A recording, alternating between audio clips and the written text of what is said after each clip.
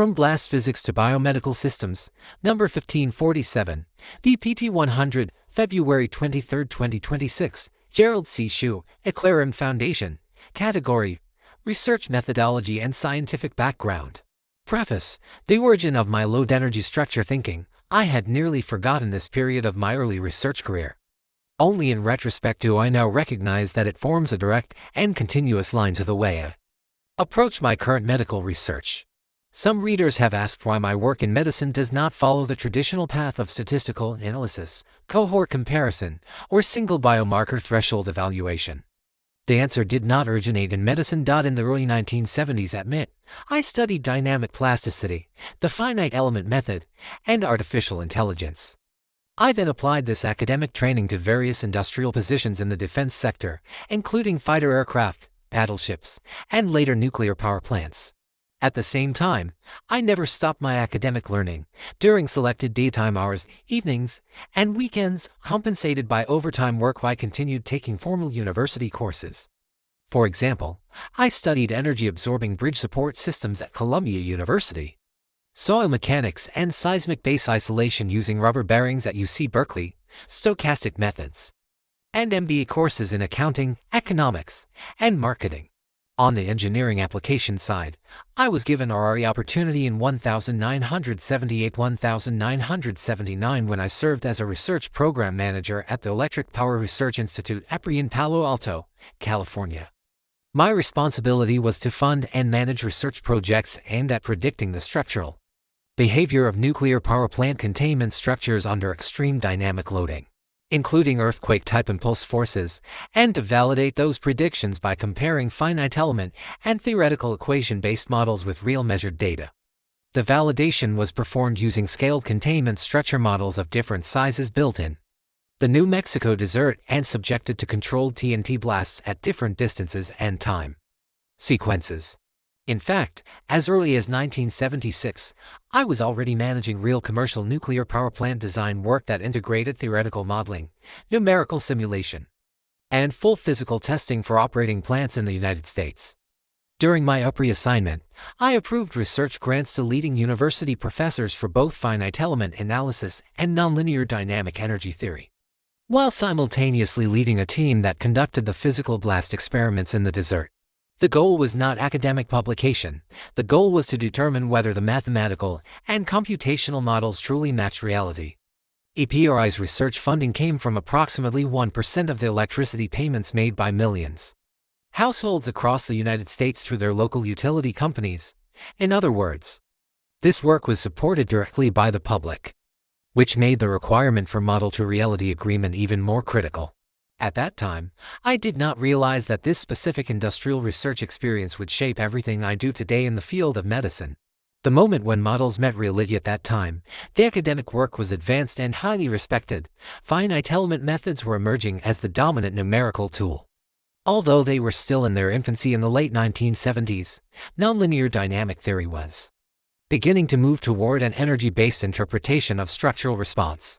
However, on university campuses, the viscous, time-dependent dimension remained within a very small research circle, including my mid-advisor, Professor Norman Jones, not the UC Berkeley faculty. The mathematical formulations were elegant and internally consistent, but their practical applications were still limited. Computer speed and data memory in the late 1970s constrained large-scale finite element modeling, such as nuclear containment structures. On the theoretical side, governing equations that did not include viscous, time-dependent behavior could not fully capture the dynamic viscoplastic response under transient loads such as blasts or earthquakes. When these theoretical and computational results were compared with measured data from real blast experiments, the agreement was limited. This discrepancy did not mean the researchers were wrong. It revealed something more important. A real physical system is governed not only by its material equations but also by load history, boundary conditions, interfaces, rate effects, and energy transmission through the surrounding medium.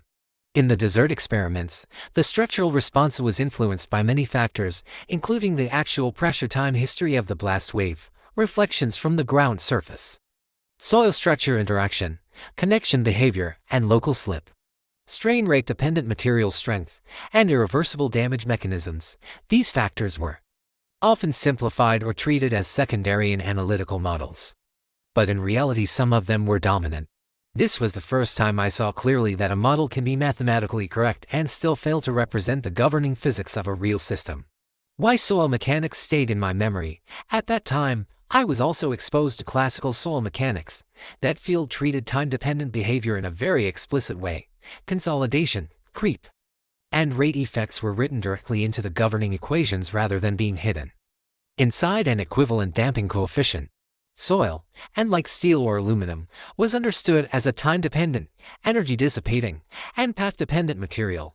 That concept remained deeply in my memory. In structural dynamics, similar physical effects existed, but were expressed in a different language, such as viscous damping, equivalent damping ratios, or hysteretic energy loss. The physics was present, but the time-dependent material nature was less visible in the formulation. Only many years later did I realize that these two traditions, plasticity from structural mechanics and time-dependent dissipation from soil mechanics, were describing different aspects of the same underlying energy process. That realization was the reason I went to UC Berkeley to take formal soil mechanics courses from late 1979 through early 1980. Much later, when I began to study chronic disease in 2010 as a long-term load-driven process, this early training returned with full meaning. Human metabolism, vascular tissue, and organ function also behave as time-dependent, energy-accumulating, and path-dependent systems.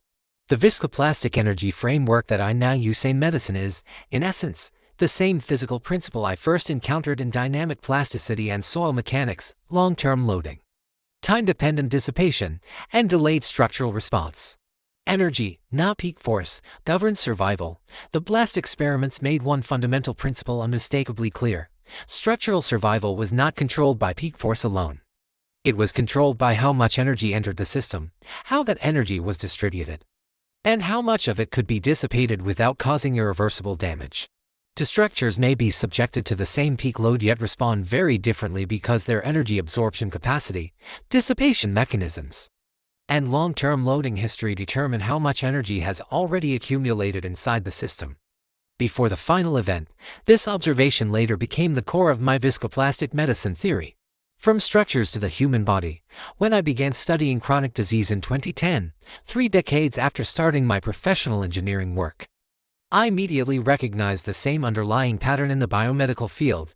Traditional medicine often evaluates a single laboratory value and compares it with a fixed threshold. This approach is equivalent to judging a structure based on one instantaneous stress measurement. It can indicate whether a limit has been exceeded at that moment, but it does not describe the condition of the structure itself. In reality, a living organ behaves like a time-dependent and path-dependent system under continuous load. Its condition is determined by the entire history of metabolic inputs and lifestyle habits, not by a single data point. A blood vessel, the brain, the heart, or the kidney does not fail because of one day's abnormal number. Structural failure occurs after many years of cumulative metabolic loading combined with a progressive reduction in structural reserve. What appears clinically as a sudden event is the final release of energy that has been stored over a long period of time. The viscoplast topology model VPT is the framework that allows this invisible process to become visible and measurable. Why I trust longitudinal data. In the nuclear power plant blast research of the late 1970s, the only way to know whether a model was correct was to compare it with measured field data. That lesson never left me. In my medical research, my own body became a fully instrumented system. Continuous measurement over 17 years with over 4 million data points allowed me to observe the full trajectory of disease progression and recovery. Population studies identify general trends through snapshots. Governing mechanisms in a time-dependent system can only be seen through a continuous movie. A snapshot cannot reveal the time-dependent and path-dependent processes of energy generation, accumulation, and dissipation in living organs. The role of uncertainty in energy, structure, and geometric topology.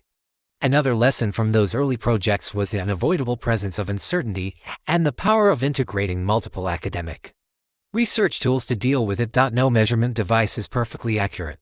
No physical system is perfectly repeatable, and no biological system is ever static. For this reason, every deterministic result must be interpreted together with its corresponding uncertainty band rather than as a single absolute value, which is precisely where stochastic analysis becomes necessary. At the same time, system evolution under uncertainty still follows a geometric trajectory in space and time. Geometric topology studies the continuity, connectivity, and overall shape of this time-dependent path, even when individual data points fluctuate. The global structure of the trajectory can remain stable if an energy hierarchy and its geometric trajectory both survive under uncertainty. The result is physically and pathophysiologically meaningful. The origin of my research methodological philosophy. Looking back, the origin of my current biomedical research methodology can be traced to the period around 1978 at age 31, when I was working at the interface of theoretical modeling, numerical simulation, and real measured nuclear power plant data. That position allowed me to see the difference between mathematical agreement and physical truth. I do not begin with statistical correlation. I begin with system behavior under load. I do not ask whether two curves move together. I ask how much cumulative energy has been delivered and absorbed. A continuous intellectual line, the intellectual path from blast-resistant nuclear power plant structural design in 1978 to chronic disease analysis in 2026 may appear unusual, but in terms of its lineage it is completely continuous. Both deal with a structure subjected to load, time-dependent and path-dependent material behavior, energy absorption and dissipation, and cumulative damage, progressing from the fluid dynamic behavior of metabolic flow to the final rupture or collapse, governed by solid mechanics. The only difference lies in the physical domain. In my earlier work the structure was composed of concrete and steel, whereas in my present medical research it is composed of living cells, tissues, and organs. Conclusions: the research methodology I use today in medicine and health did not originate from traditional medical school training. It began in 1964, when I entered the mathematics department in college, and it was reinforced by large-scale dynamic loading experiments in which theoretical models were required to confront measured reality. That experience taught me three permanent lessons. 1. Real systems are governed by load history and expressed through energy and geometry rather than instantaneous values. 2. Energy accumulation is the true measure of damage and recovery. 3. Uncertainty must be quantified rather than ignored. These principles now form the foundation of my VPT model, viscoplastopology. Chronic metabolic conditions and mortality diseases are not a collection of isolated laboratory numbers. They are the long-term structural response of a biomedical system under continuous metabolic load. When viewed through the lens of load, energy, time, and stability, invisible pathophysiology becomes visible, measurable, and actionable. This is the background of my present medical research work. Disclaimer: I write this article not for fame, but to explain the origin of my research approach so that readers can understand why I study chronic disease from a structural and energy-based perspective. This content is provided for educational reference only and does not constitute medical advice. No doctor-patient relationship is created. You may share this summary freely, but it must not be altered, edited, or republished as your own. All intellectual property rights and copyrights for this article and its related materials belong to T. The author, Gerald C. This content is provided for educational reference only and does not constitute medical advice. No doctor-patient relationship is created. You may share this summary freely, but it must not be altered, edited, or republished as your own. All intellectual property rights and copyrights for this article and its related materials belong to the author, Gerald C.